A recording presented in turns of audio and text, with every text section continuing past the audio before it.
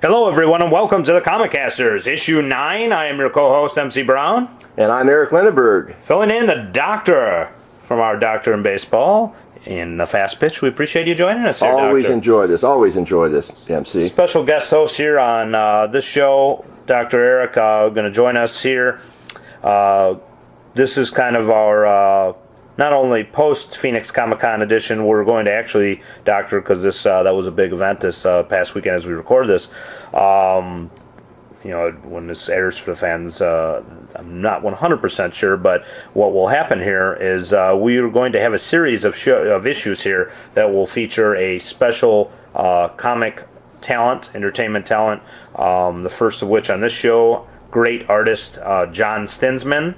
And then the following shows, issue 10, 11, 12, we're going to have 3 more lined up. And if need be, the doctor will help us intro and close the shows along with his added commentary as well. So absolutely, we're excited to have you here. I wish I'd have been able to go to Comic-Con. I was on assignment again for MLB Radio, but I wish I could have been there. But I always enjoy doing this show, MC. A lot of fun. As always, we can be reached at Comicasters on Twitter and Instagram, where we have revealed a lot of the great images, pictures from the Phoenix Comic-Con 2016, facebook.com/Comicasters, and as always we're on www.thebeststation.net, which under the guise of our great producer Craig Best, who kills these things, making them video packed with images that are pertinent to what's playing. Craig's incredible. Craig is incredible, and we want to thank him so much. As always, he can also be reached facebook.com/thebeststation, where you can give Craig a personal thank for the great stuff he's done for the show. So as always too, I'd be remiss if I didn't mention a special thank you and shout out goes to Jeff Tippett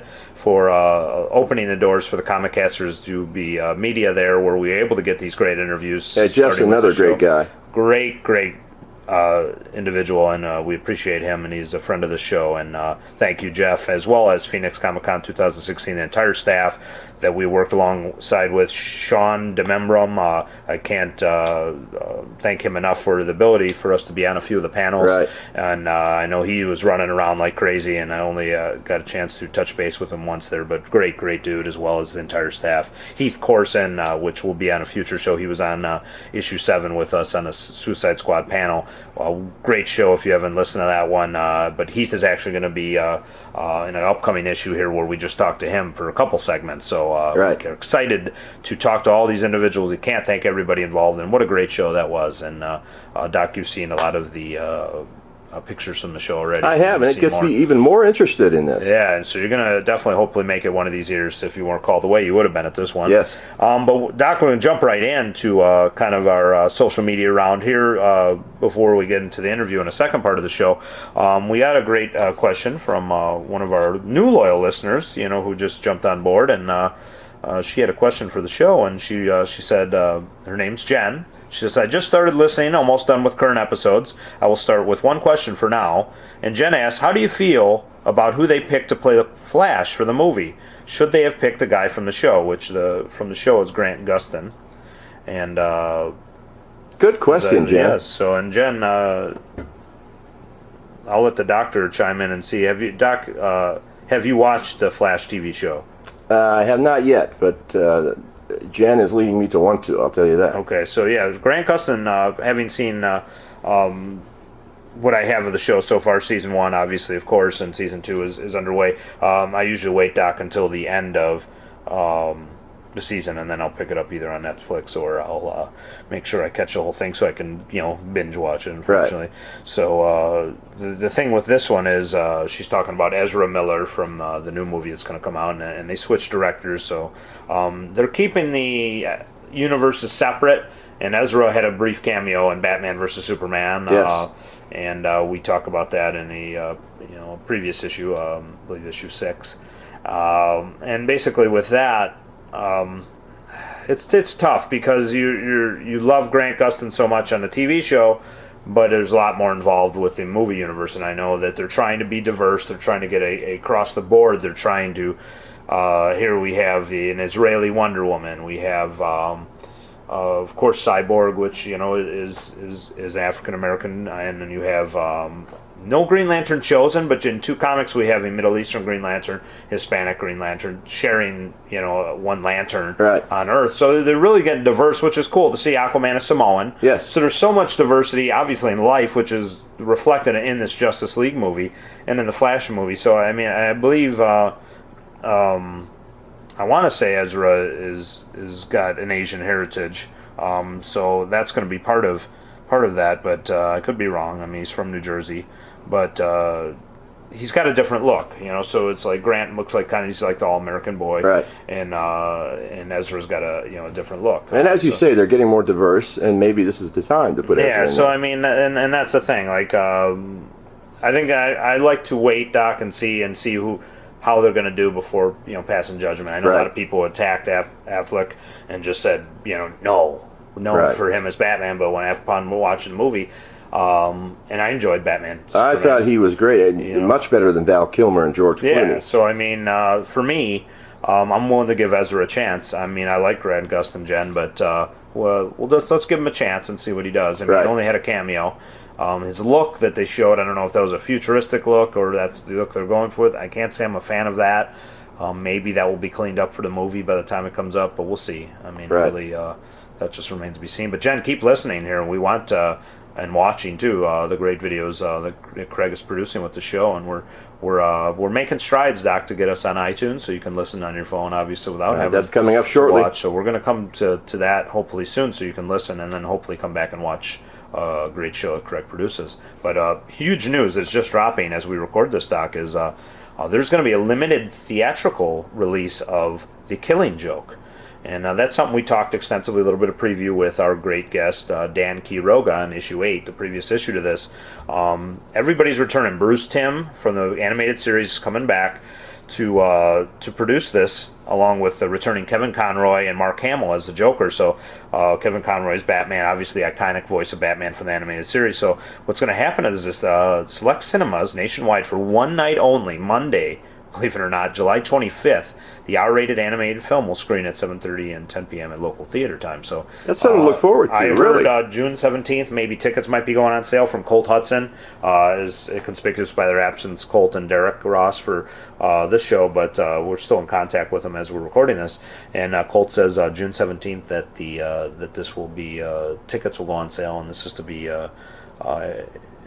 put in theaters for one night only, July 25th, so I'm excited. I am too, and I bet those tickets go fast. They will, and I think with only 2 showings on most theaters, wherever it is, it's limited, obviously, so select theaters. So I'm excited because you got the returning Bruce Timm, you got Mark Hamill as the iconic Joker, Kevin Conroy's Batman, but this is an R-rated adult. If you have, you obviously are not probably familiar with The Killing Joke. No, I'm not. So just to get it up to speed, you may have to listen to issue 8 when it is officially on where we can listen to it for you too as we record this. It is not quite up yet. Issue 7 just dropped, but what's going to happen is this is an adult story that is Commissioner Gordon driven through the ringer by Joker. Joker origin told in this, as told by the great Alan Moore and Brian Boland, drawn a comic book legend. Now he's almost exclusively a cover artist, and this is just an incredible story, Doctor, as we talked about last issue with Dan. This is going to be a great release. I think maybe it would be nice to have it released for longer or more showings that day, but I'm going to see whatever I can do if working my regular job that I can go see it in the evening, because I'm not going to want to miss to see that in the theater. Right. It's going to look like a release maybe a week before. I will tell you this, if I'm not covering baseball, I'll be there. Yeah, so this is great, folks. Great news for anybody fan of DC Comics, The Killing Joke, animated features. Yes, you'll get to see it a little over a week before it's released on home video. Right. So great stuff there, Doc. So, yeah, and just to update you folks, too, again, we're coming to you with all these great interviews, the first of which, great commission artist, the great John Stinsman. So, Doc, we're going to be heading to that soon as we head to a station break, but we got a regular segment here on Comicasters, and it's called the Riddle Me This. So what's going to happen here is I'm going to give 3 clues, much similar to what we do on the Fast Pitch on our Who Am I, and we'll give you 3 clues. Unfortunately, when we come back, we're doing the John Stinsman interview, but when we come back after that, after 2 station breaks, we will give that reveal and a lot of good regular segments coming up after that. But Doc, I'm gonna take it away here to the Riddle Me This. Here we go. So, I am inspired by Ben Dunn's Warrior Nun, which in turn led to me being created by my creator Rob Liefeld. I am based on the Vampirella model Kathy Christian. My first appearance was over 20 years ago in 1995. Riddle me this. You'll find out not after this first station break, 2 station breaks. When we come back, it's John Stinsman. You are listening to thebeststation.net, home of the best station, the best music for the best audience. Now featuring the best podcasts for the best audience. With such podcasts as The Fast Pitch, starring MC Brown and Dr. Eric Lenaburg, covering any and all related MLB news and current events. And now featuring the Comicasters, starring MC Brown, Colt Hudson, and Derek Ross. On location for comic book conventions, reviewing comic book trades and collections, and anything and all related comic book movies, news, and events. This is a presentation of thebeststation.net. The best station, the best music for the best audience.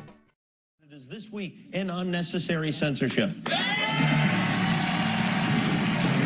Yesterday, I had the great honor of being by President Obama and Vice President Biden. We can expect a rowdy crowd come Thursday night. They're going to be up. There's so many different ways of I want a great for the United States, for the people of the United States. Let's go to the next tab. You. I love you. I think the Warriors will respond. They've needed a kick in the butt to get their team to play better. We heard Draymond all night long here from the fans. They had signs saying Draymond. If you me on vacation with a long, especially having 3 babies, like I can suck or push it out. Thank you, Nancy. Thank you, Charlotte. Name something of yours that's seen better days. My marriage. Do you have a super fucking mind-blowing forecast to give us as well? This weekend, Fest is hitting Dallas at the Convention Center.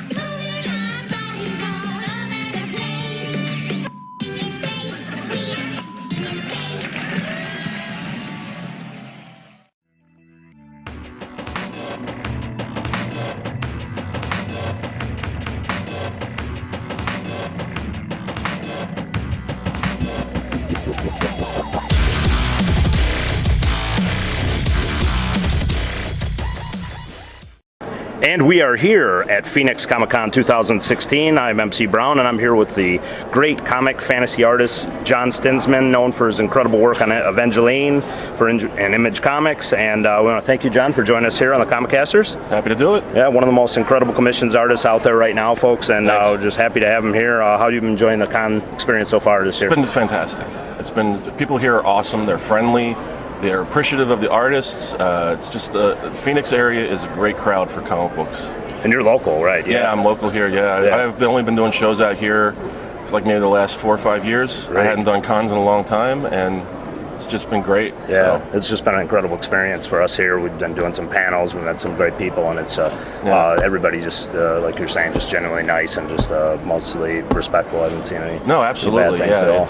It's a great crowd, and that really enjoys coming out to see the artists and stuff. You know, you got your cosplay crowd, you got your toy collectors, you got people who want to come and see the big names from TV and movies, but there's also a very huge comic art fan base here in Phoenix, and they love seeing anyone who comes out to Phoenix area. And I have to just mention this real quick, just because out of all the commissions I've had done now, and I just started kind of rolling and stuff, the one I had that you did for me on the Justice League Darkseid War with Lashina is by all time my favorite one. And you killed it, and it's incredible. And I just we're gonna plug it on the show. We'll show the image of it and everything. And I just want to tell you that because obviously it was awesome. Cool, man. That's why I do them. I hope to make people happy. You know. Yeah, out of all the great work and commissions you've done and still do, who is your favorite to draw?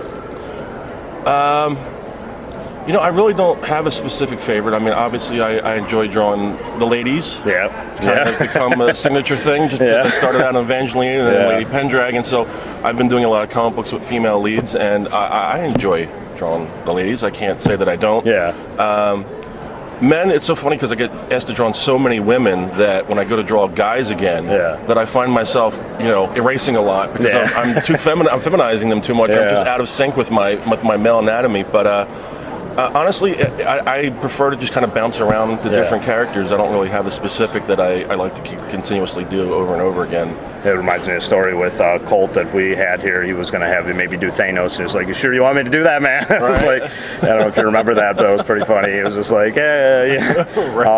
Speaking, still staying on that, do you have a favorite piece you've ever done? I know you have a lot of prints and you sell prints and stuff, obviously, which great fans will plug that, obviously, where they can get those. One that sticks out that that maybe is a constant seller, or just one that you personally felt, I nailed this. This is exactly one of my favorite all-time pieces. Well, I'll say that I'm my own worst critic. So most of the time when I finish a piece, I will find something wrong with it that makes me, that sort of puts a stain on my full acceptance of actually liking something I've drawn, which is a good thing because it makes me want to do better and better. So usually the most recent thing that I've drawn is the thing that I tend to like the most, but there's things that I've drawn that are more closer to my heart. I have one piece of original art that I'll probably never give up, which is it's the wraparound cover to Scarlet Crush #1, which is my first ever creator-owned book. Nice. So that I will keep probably forever, even though I feel like I can draw better at this point than I did, back 10, 12 years ago, whenever it was published. I draw differently. It's not as detailed because I color all my own stuff now, so I like to keep my stuff a little bit more sparse and less heavily rendered. Less noise in the art itself and more putting it into the colors. That was probably more. That's more sentimental piece, obviously. Yeah. For absolutely. The milestone that probably, right? Yeah, that is a very sentimental piece for me. It represents to me the dream I've had since I was a kid, and the moment it actually came true, where I was able to take a character that I created and put it out into the comic book world. It's just incredible. It has to be a incredible feeling, obviously. Yeah, just a personal accomplishment. It was great. Obviously. Yeah, it was very nice. Yeah, that's very cool. Staying like when you first started and stuff, which books inspired you as a child, and is there an artist that heavily influenced you or still does? It's changed somewhat over the years. I mean, comic books in general obviously influenced me when I was very young. I started drawing when I was like 5. That's the first time I can remember drawing it, because I was drawing Star Wars characters. It was no longer like stick figures or just ambiguous drawings. It was like, now I have a purpose. I want to draw Star Wars, because back then there was no DVDs, no nothing. So if I wanted to see more Star Wars, I had to draw it myself. So I did that when I was like 5, 6 years old. But moving forward, I guess, I was always inspired by more recent artists, like when the boom in the late 80s kind of happened with some of the great artists like Todd McFarlane and Jim Lee and so on and so forth. Those two guys in particular really inspired me and my style, more so in the early days. And then Evangeline work, probably, right? Absolutely. Yeah. So and more recently, it's just been some great artists like Arthur Adams. His commitment to a piece and the detail of the piece. He doesn't skimp anywhere. Mark Brooks is amazing, because he takes from start to finish to fully realized colors. He does marker rendering, and then he colors in the computer. I mean, the guy just is a full, complete living, breathing artist from top to bottom. He doesn't just do one piece and pass it off to the next person to finish. He just completes a piece of art like an artist. So very inspiring. That's very cool. It's less about the style itself and more about the inspiration of their passion that inspires me now. And you can see it in your work. It's just incredible. Believe me, I'm not anywhere close to those guys, but they're an inspiration to me. Yeah, it shows. The detail and stuff, like you said, and we'll be sharing this stuff through the show as people are listening to this as well with the YouTube. We'll be showing a lot of your work. So with that in mind and stuff, we're speaking of the projects and stuff. Do you have any projects you're currently working on, stuff you have that you can't talk about, I guess it would be stuff that you currently have? I've been doing a lot of commission work recently, and I enjoy that a lot. I love doing comic books. I love creating comic books. I love storytelling. But comic books are not, it's very difficult to make a living at comic books because they're so time consuming, and if you break it down, like an hourly job, you're lucky to hit minimum wage because of the amount of time you have to put into making it look as good as it should be for the audience. So it's a difficult thing to do. So I mainly stick with commissions, because I get to draw one piece, make it the best I can, and hopefully satisfy the person who wanted to see the art. But I do have 2 projects that are One is a creator-owned project that I've been working on and off on that will hopefully see the light of day at some point, called Landria Rising. Nice. It's part of a sort of overarching story that I've had since I was in high school that I've kind of tweaked over the years. And, as I've gotten older, the story has gotten older and better, and hopefully better. But anyway, so I have Landria Rising, and then I have a new book that will be on Kickstarter this month that you can look for. It's called Models vs. Mutants. Very straightforward. Very cool concept. I think just from the title alone, you can get the concept of the book. Easily, yes. It's a post-apocalyptic dystopian type future thing where the people have started creating, there's been like a mutant gene that's inhabited the population, and so the mutants have become I always forget the word I'm looking for on this one, but they've become the dominant species on the planet, and that would make beautiful people are now ugly in society. So it's a flip. They're the outcasts. Yes, beautiful people are. Yeah, the beautiful people are the outcasts. The mutants are the ones who are sort of in charge of things, and they're not very good people, but they're very prejudiced against people who are beautiful. So that's going to be a flip. And so the models, kind of has a sci-fi edge, and the models are basically armed to the teeth and going against these mutant hordes to take back the planet, and it's sort of a question of who's right and who's wrong in that situation. So model revolution, huh? Right, exactly. So I get to draw a bunch of hot chicks and monsters, which I love to draw. Nothing wrong with that at all. Yeah, that's going to be exciting. Now, you have that started already, or that's going to be up soon? So we can share we have that some with promotional material here at the show. Okay. That people can, if they're listening to this beforehand, I don't know what's going to air, but we also have the website, modelsversusmutants.com. It's very straightforward once again. So they can find out, they can see the art, they can see synopsises, and they can check out the Kickstarter when that goes up, and we'll have some really cool incentives for that, so hopefully people will dig it. We'll definitely be plugging it, obviously, so as soon as we get that info, we'll throw that on there. We'll plug the website, of course, so when the Kickstarter's up, for sure. Fantastic. A little bit lighter note here. Usually I hear from my good buddy Casey, who manages Arizona Collectors Marketplace, and he tells me you pop in from time to time, maybe frequently sometimes, but so given that interest and stuff, are you there for the toy lines, or do you have a favorite toy line of all time? What are you in there for mostly, I guess is the question to ask you. I'm a bigger toy geek than I am a comic geek. I think my passions are pretty much equal between comics and comic art and toys, and I actually do some toy selling on the side. I deal with toys a little bit. Yeah, me too. Because I really enjoy being involved in that. I just love it. I'm a geek for all the history of toys, starting with G.I. Joe in 1964 and moving forward, and all the toy lines and how they were created, and the history of each decade and how it influenced pop culture and things like that. I love all that stuff. Very cool. I think right now my favorite toy lines would probably be I think Marvel Legends, if you're just going for like straightforward, can walk into Toys R Us and buy them type stuff. Some of them are just pretty awesome. The evolution of toys in general, as being a collector now since like the mid-90s when I started kind of getting into it myself, just seeing the evolution, it's like we look back and say, like, why would we would love to have had toys like these, absolutely, like I mean, there's nostalgia, I think. There's nostalgia with the old stuff that we had, but comparatively, you look at like, an old 1984 G1 Optimus Prime and compare it to the MP10 Optimus Prime from Takara, and it's night and day. So much detail on these things now. That's it's impossible not to be in awe of what some of the Japanese companies can do. Just love, like you said, though, the nostalgia and stuff. Just love that. I mean, like the Transformers, the G.I. Joe, the superpowers, the stuff that I grew up with, stuff too. They still hold a lot of weight, with us there. So that's just an incredible thing. Someone's talking over us. Yes, we could hold off a little bit. Okay, now we cleared the voice in our heads out of there, so we're back. So so out of those, would you say G.I. Joe's pretty heavily, I think nostalgia-wise, I think in terms of brand, G.I. Joe and Transformers are the two closest brands to my heart. Growing up with those two.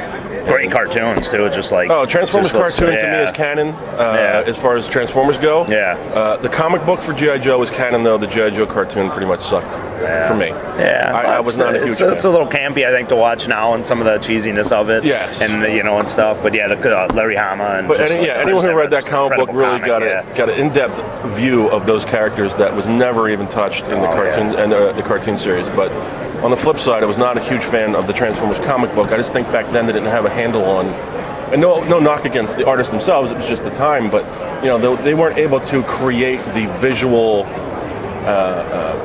interest that the cartoon could, because you could see them transform. And the animation was really good for the time. And it was just a different experience, I think. And the characters were just very well defined in the cartoon series. I have to agree. I mean, it's hard to capture that kinetic energy from watching a cartoon and, like you said, transforming. Absolutely. And just like I still remember the files they did, the secret files or whatever they did of the both the Transformers universe and the those were just great because it's just like an expanded file card from the toy and stuff. So it was just I think it's just an incredible time to grow up if you remember all that stuff. And it's just love that era. Just like it's always going to hold a special place, and those of us who grew up in it. For sure. I agree 100%.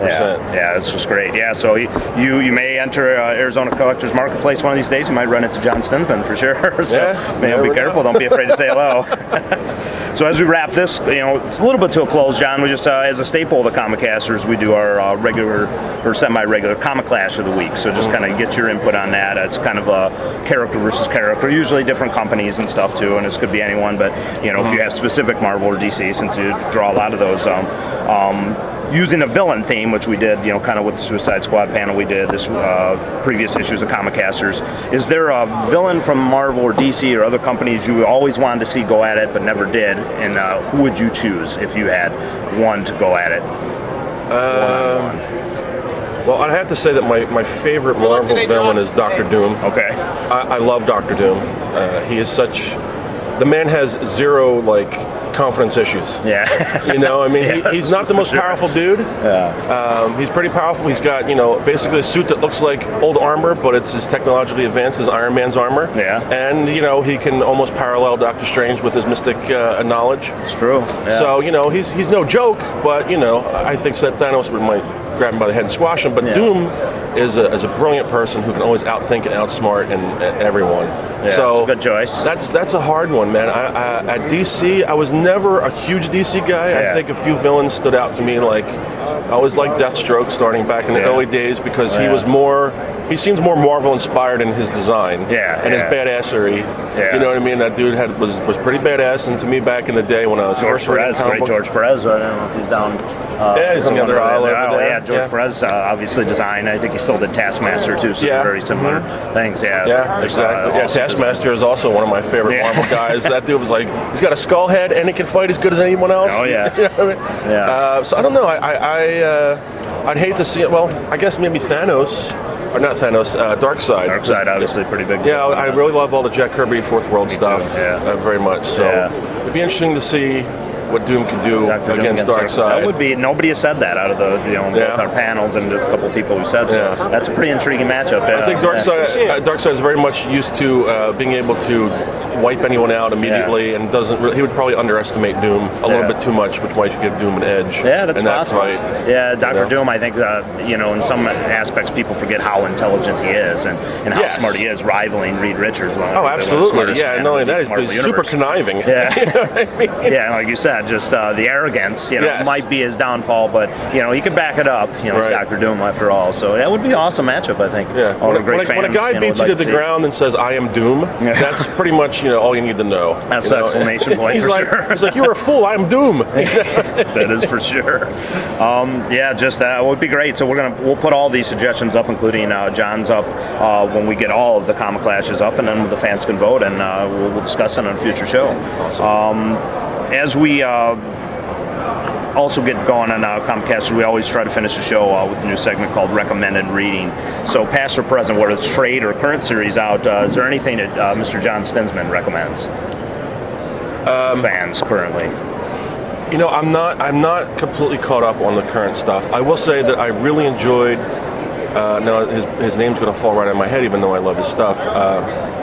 The Avengers stuff leading up to Secret Wars was almost mind-wrenching. It was really a step above in terms of comic book writing, and it had some of the best characterization of those characters that I've seen recently. Where he really went in and nailed every single aspect of what make that character great, and each one of them got a chance to shine in either the Avengers book or was it Secret War.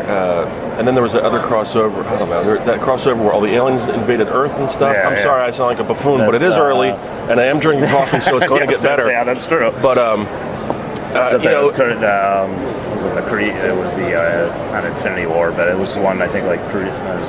Something. Yeah, it was War maybe. Kree it was like a Kree Skrull thing where the. Oh gosh, I'm going to stop now before I just stumble around. It might be something with Infinity. But beyond that, we'll I think some of my favorite ones have been like Preacher. Oh yeah. That I can recall. 100 Bullets I loved. All these great collected trades. Anything by Terry Moore is fantastic. Terry Moore is just a fantastic storyteller and can characterize such brilliant things.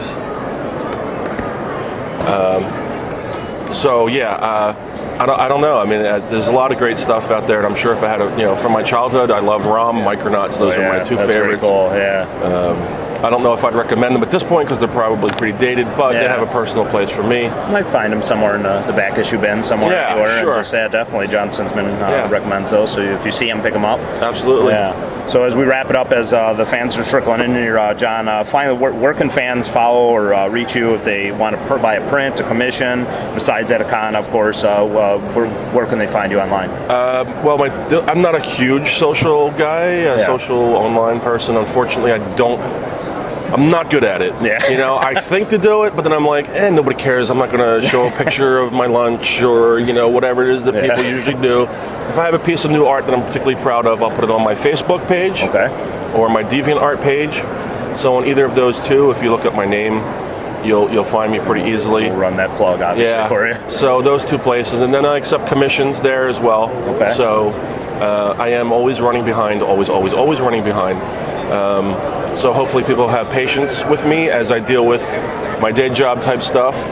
When I work for art clients that basically pay the bills, and then have the patience to wait for a piece that hopefully I can really put my time into and give them something that they really enjoy. Because I don't like to ever give anyone a piece of rushed art. It is not good for anyone. So as we said, just everything we've seen from you, and you're very humble, very gracious. We appreciate that much. Thank you.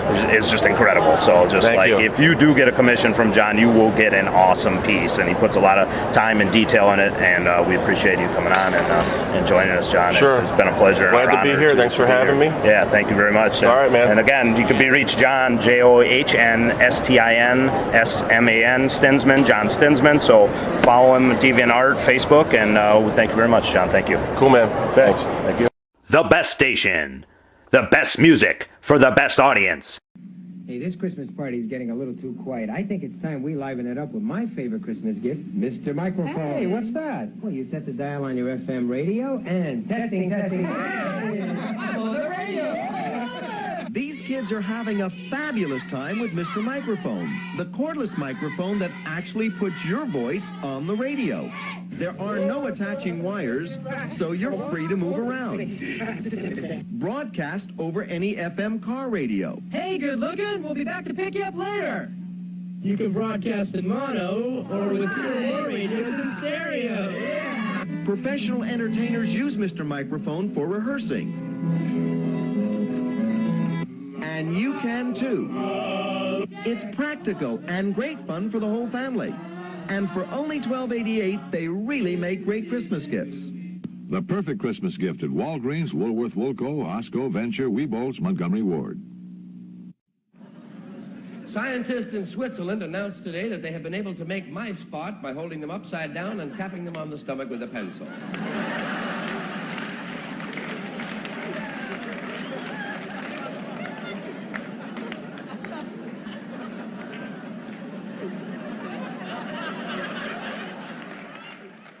A Milwaukee man has been arrested for attempting to use food stamps to mail a box of macaroni.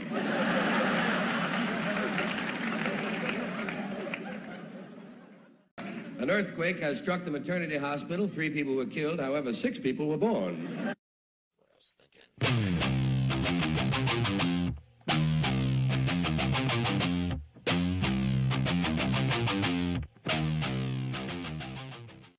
And we are back here on the Comicasters. Doctor, what a great interview with John Stinsman. That was fantastic. I'm excited about his project, and again, when we get more info on a Kickstarter campaign, everything, Models versus Zombies. So I love it. It's going to be just an incredible, just beautiful artwork from John Stinsman. So that it's going to be, and it's interesting. Or Models versus Mutants, I believe. Excuse me. So basically, what's going to happen is the script flip's going to be the script. It's going to be the models, the beautiful people, as John said in the interview. They're going to be the ones who are the minority in trying to fight the mutants. And all the other type that of is things a real that are going twist. to be the ones who are in charge of the Earth. So yeah, I can't wait to see that. John is going to be giving us more info on that as well, and so we can plug this here on the Comicasters. Cannot wait for that to kickstart everything as we get going and stuff. And John's doing a great. He's done one already for me in the past, as I mentioned in the interview, and he also is going to do a great commission. He's working on a G.I. Joe commission for me. So when that is finished, obviously, we'll be sharing that by the time this show airs. If it is done or to see, or there's a preview of it, I will be sharing it. Craig will, excuse me, our great producer Craig Best will be sharing it. But just beautiful work from John, as you've seen, as you'll see, fans, when this video of this show is aired. One of the best artists I've seen. Just absolutely beautiful stuff. And the cool thing with this, Doctor, is John local here in the Phoenix area, and he could be found, as we talked about, in the Arizona Collectors Marketplace, and good friend of our friend of the show, Casey Goslin, so who both of us know. And so great interview. We appreciate John being on, very gracious man, being on the show here, granting us interview at the Phoenix Comic Con, and just awesome individual. So we will hope to see great things from John. And if you need a commission, obviously, as we asked John, you know where to get a hold of him, and we'll run that graphic as well. So, Doctor, as we go into this third part of our show, we have the Riddle Me This reveal. Yes, and you know what? I think I know who it is. But go ahead. So yes, she was a character inspired by Warrior Nun, so created by Rob Liefeld and Kathy Christian, because she was the model was based, appeared in 1995. She was in a lot of comics, Maximum Press, Rob Liefeld's Awesome Entertainment, Image Comics, all that stuff, the great Evangeline. And she was a character created very similar, I think, to like Fallen Angel, like Todd McFarlane's Spawn had an angel fallen to Earth with Spawn, but Evangeline was clearly the hero in the story, and biblical references, and beautifully drawn by Stinsman when his run was on it, and that's how we kind of tied it in here. So on the Riddle Me This reveal, if you couldn't tell already, it is Evangeline, and I knew. The clues were there. So Doc, we also got a couple great segments on the show we normally do, and running, and this is going to say Comic Clash, that we usually is the Comic Clash of the week. I guess it's going to be Comic Clash of the quarter or half year, but by the time we get done with all these interviews, one of the common theme and threads that we kind of ask fans to come up with who they would like to see go at it, we pretty much pit these two characters against each other, and we want to get yours as well, because you haven't given this yet. What would you do if you were to pit two villains from let's say Marvel? It could be a Marvel movie universe, could be DC movie universe, anybody, but villains on opposite sides of the fence that are not in the same stratosphere. Off the top of your head, who would you pit if you had to give us your suggestion for Comic Clash of the week? Who would you say? My favorite villain of all time was Heath Ledger's Joker. Okay, that's I a great believe choice. he's unbeatable. However, if I was to have him face somebody, and it would be either or, Matt, you never know who would win this. Mickey Rourke's Whiplash from Iron Man 3. Interesting. I love those two characters. Yeah, so going at it, this is, and this will be vote. We're going to have a good, huge presence on social media when all these are boom, boom, boom are done. We're going to release them all on our Comicasters Instagram and Twitter, and all the fans can vote via likes, and whoever gets the most likes on these pictures, that's the one we're going to review on a Granddaddy show. Let's just say Comic Clash show, and I like the two choices. Very good. Yeah, Heath Ledger Joker in the greatest comic book movie currently to me is The Dark Knight. Mine too. I don't think it's ever going to be topped. Perfect Joker from a sense seriously, of that universe. Can you ever top Heath Ledger as a Joker? I don't know. I mean, I could say Mark Hamill in The Killing Joke for an animated feature, which is different, but still, that may be the Joker we weigh everything off against. That's much faith I have in this Killing Joke movie coming out. So, but it's going to be great. We're going to see. Said July 25th in theaters. As we talked about in the start of the show. So, Doc, we also have a regular segment, too, and I know as you get into more in this, you'll have your contributions, but my contribution for recommended reading of the week is one I acquired personally from writer of this, Keith Corson, and that's, like I said, our guest on issue 7 via the panel, along with his artist, Gustavo Duarte, and what a great story. I'm just started reading this thing, and just the humor and just the dialogue, just Heath's strong point. It follows Jimmy Olsen and Bizarro and in their adventures, and I'm looking at it right now, and there's tremendous artwork, tremendous beautiful illustrations, humorous and accessible, not to mention a blast to read from Entertainment Weekly, released by DC Comics. Heath personally signed it upside down for me. Perfect. So for a Bizarro, awesome. That's perfect. Recommended reading that you pick this up wherever you can at your local comic shop or find it on Amazon. Bizarro by Heath Corson and Gustavo Duarte, and I highly recommend it. And if only just Heath is just one of the most genuine good dudes, and I've said this off the air. I said it during the interviews with Heath that you'll hear coming up, possibly issue 12. Maybe I hate that fans have to wait that long to hear it. I would love to meet him. He's just a great dude. He lives in L.A. He's doing work for DC, both animated writing, and now he's doing comics. He's doing a King's Quest right now, which actually, according to what we had heard, King's Quest sold out in the state of Arizona from comic shops. So, wow. And that's like chronicles the old cartoon characters from Defenders of the Earth. If right, you remember right. that, Flash Gordon and I do. Phantom and all that stuff. I'm excited to read that, hopefully in trade when that series is over too. So we want to highly recommend Bizarro, and we thank again John Stinsman for his great interview and what he contributed to the show, and just give gracious all of our guests that we're going to have in that doc in these coming issues. Very gracious. They didn't have to do it. We had requested a time for them through the Phoenix Comic Con, which we thank them again. Right. And just really great people we met. And John Stinsman was the first one we talked to, so we're just going to kind of go in order of how we talked to him, and that's how these issues are going to go. But hopefully you all enjoyed it, because I did. I love sitting down with John, and he's just a great dude, and I can't wait to see his comic commission he's drawn for me right now. I'm excited to see it, and if in time when this airs, if I have it, I will make sure Craig shows it to you. Otherwise, I'll have to show it on another post on Comicasters. But again, Doc, we're going to wrap this issue up here. We appreciate you just joining us here for the bookend this interview. And MC, I'm always enjoying doing this show with you. I'm not an expert, but I learn more every time. No, and great co-host from the Fast Pitch. As always, we also can be reached there on the Best Station. You click on the Sports tab, click on the Fast Pitch then, and all of our games are archived there. We're up to game, well, as we air this, we'll be over game 25. So a lot of shows there built up. So hopefully we can get the Comicasters built up in that territory. We're approaching double digits here with our next issue, so that's going to be a milestone in itself. Right. So I'm real excited to bring these interviews to you folks. Both myself, Colt Hudson, who will be on the next one, which to preview to you folks is going to be with the great April Reyna. Oh, I want to hear that. Great artist. She's super charismatic and just a lot of fun. We had interviewing myself and Colt, and future one, myself and Derek will be sitting down with Heath Corson. But I also sat down with legendary comic artist from British comic artist Barry Kitson, and as we sat here, I showed this to Doctor, and that's the Barry drew this in less than 2 hours. This beautiful watercolor. That's amazing. What a talent he is. Barry Kitson, a legend. He has some stuff coming up that we love to plug, and a brief interview, but just a joy to sit down. He did not have to sit down with me at all. Right. He could have just, I'm too busy for this, and no knock to other creators. They have their schedule and other stuff, but Barry just great dude, and I'm happy to support them all.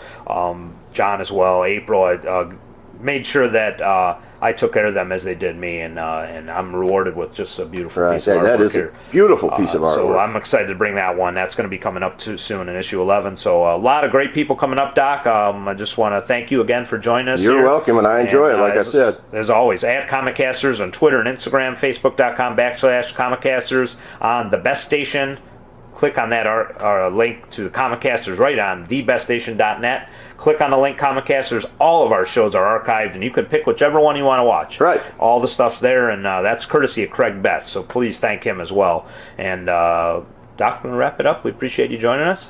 As always, enjoy being here. So for Comicasters, and on behalf of our great, gracious, we're appreciative of it, John Stinsman, I am your co-host, MC Brown. And I'm your visiting host, Eric Lenaburg.